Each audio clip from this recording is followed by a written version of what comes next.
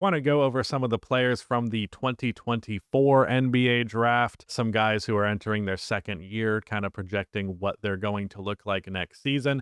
The 2024 draft was a little bit of a weird one because there was like not really that many star caliber guys who were featured in this draft, but like a ton of dudes who are capable of being really, really good role players. So in this one, just want to go over like what can we expect from them from year two, talk about some guys who I'm excited for, guys who maybe I believe in a little bit less. But yeah, let's go ahead and get into this. This is from Steve Ashburner, so shout out to him. Article should be linked in the description. So first of all, we have Zachary Risachet, of course, the #1 pick in the draft. Some people gave him a little bit of shit just given the fact that he's a #1 pick and he averaged 12 points and 3 rebounds in his rookie season. But again, just with the draft being what it is, I think it's a little bit unfair, this draft class being what it is, to like hold him to that #1 pick like spot when if it was a couple of drafts ago, he probably would have been like a 5th pick or something like that. Like probably like the year Jabari Smith got drafted, he probably would have been viewed as like a Jabari Smith Jr. type of prospect, even though there was randomly hype for him to go #1 for a period there. But yeah, Zachary Risachet, he was rookie in the East, rookie of the month for both February and March in the Eastern Conference. He averaged 14 points, 40% on threes, which I think is like the most important thing for him to have done because he's a pretty good defensive player. And if he can shoot threes legitimately on a high volume while having the height that he does, because it's a really uncontestable shot, like he could essentially end up being like Michael Porter Jr., but a good defender on top of that. Like prolific, high volume 3-point shooter, super hard shot to contest. Not only is he tall as hell, he also has a really high release point. Reed Shepherd will be a very interesting one to look at. Shepherd's rookie arc played like a mirror opposite of Risachet. His chance to learn and shine got squeezed out by Houston's push for a 52-30 mark in the West. Yeah, ended up having like really high expectations. I did a video earlier today about the NBA GM survey, and it said that last year he was actually the majority pick for rookie of the year among GMs. But he ended up getting very little actual opportunity. 654 minutes before the All-Star break, but he hit 20 of his final 40 3-point attempts. So yeah, I do believe, given that Fred VanVleet will be gone, he will be getting more opportunity. However, I don't necessarily expect that he will be a starter. I don't know, but maybe like one of those situations where you start, but you only play like 20-ish minutes. I guess it depends a lot on Amen Thompson's development. Rob Dillingham for the Timberwolves. I am not big on small guards who I perceive to be like score first. However, he is a better playmaker than I think I gave him credit initially.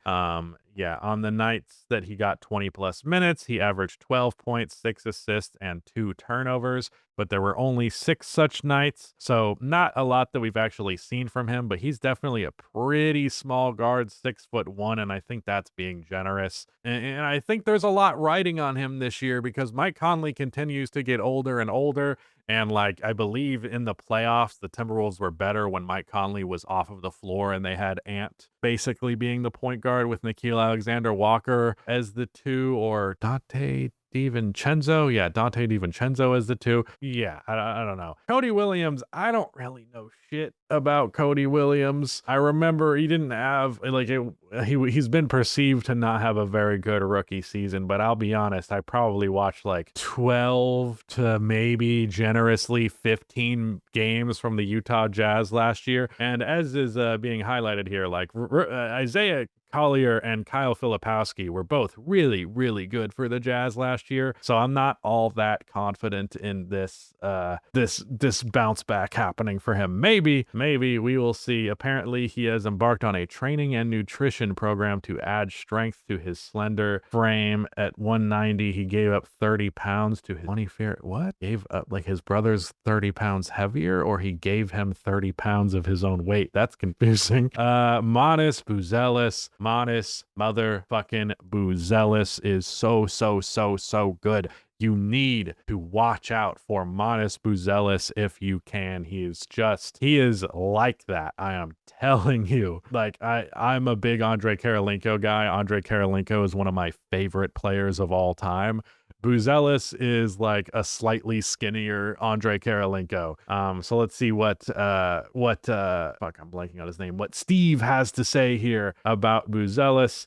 Some Bulls fans approved of the team ramping up his opportunity over the span of 82 games. Who the fuck didn't approve of that? Others wondered what they were waiting for. Okay, there I see. After the All-Star break, by that time, Chicago was 22-33 and going nowhere. His minutes spiked to 27 a game and his production rose with them, averaging 13 points and 5 rebounds. Shot well, open court target, half highlight dunks. 6'10" forward isn't pacing himself. Asked in the offseason about his ceiling. I always think I could be the best. That's just how I was raised. I think I could be the best player ever. I love the confidence. I'm not banking on that. But at the very least, I think he can be a really good defender, really good slasher, a really good break target, really good cutter. And then if he can just get to the point of being a pretty good catch and shoot 3-point shooter and then like a capable enough playmaker, at the very least not breaking the flow of the offense, then at that point, yeah, I think Buzelis could be a perennial all-star guy. Another guy who I'm really high on from this year's draft class is Jaleel Ware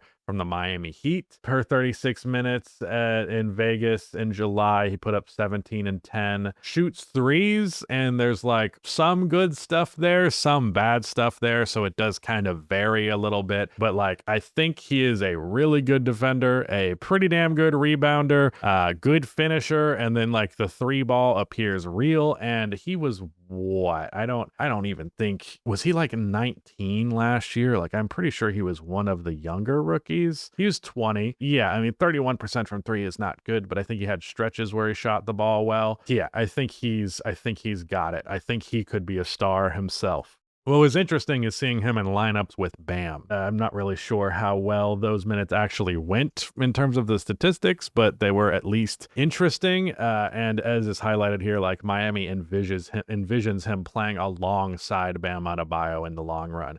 Yet another guy to be really high on. Like, I would say of this group, Risa Shea, Buzelis, Ware, McCain, and yeah, those are the names. Those are the four players that I could see being like perennial all-star caliber in the NBA one day.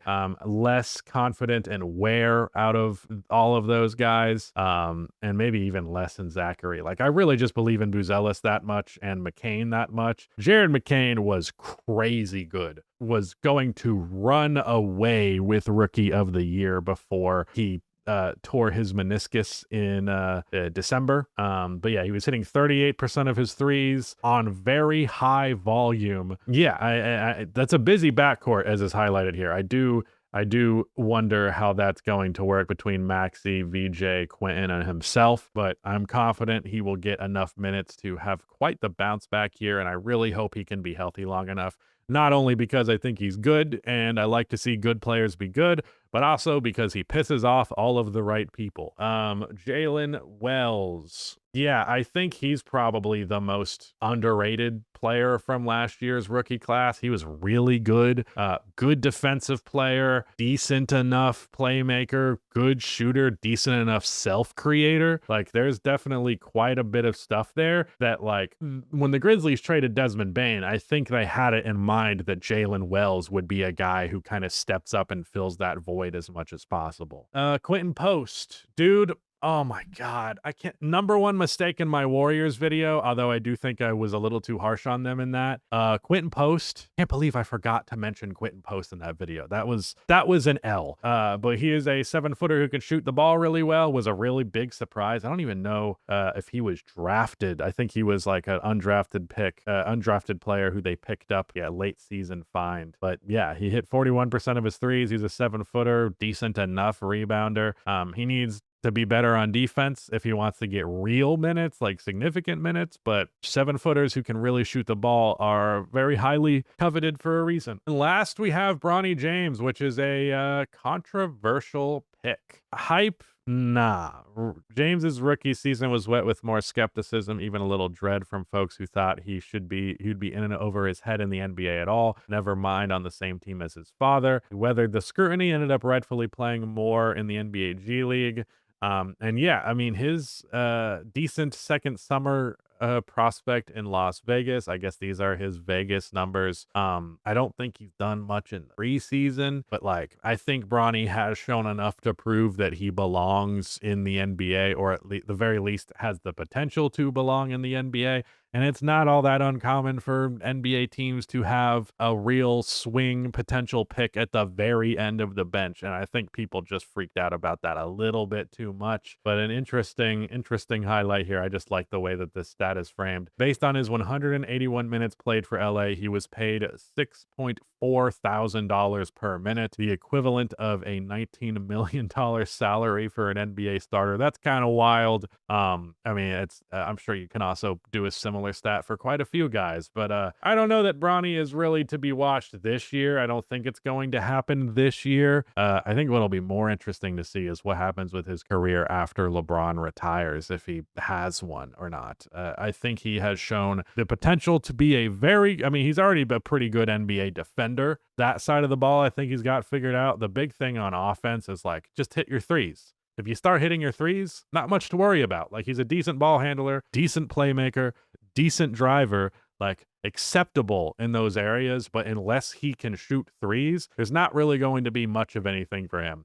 So yeah, Bronny James, I don't mind saying he's someone to watch out for, but I'm sure there will be other guys from this upcoming draft who will have a little bit bigger of an impact this upcoming year. But yeah, shout out to Steve Ashburner. Good article, good list. Let me know what you think of some second-year players going into this season. Who are you looking out for? Who are you expecting a big sophomore season from? But that is it. Goodbye.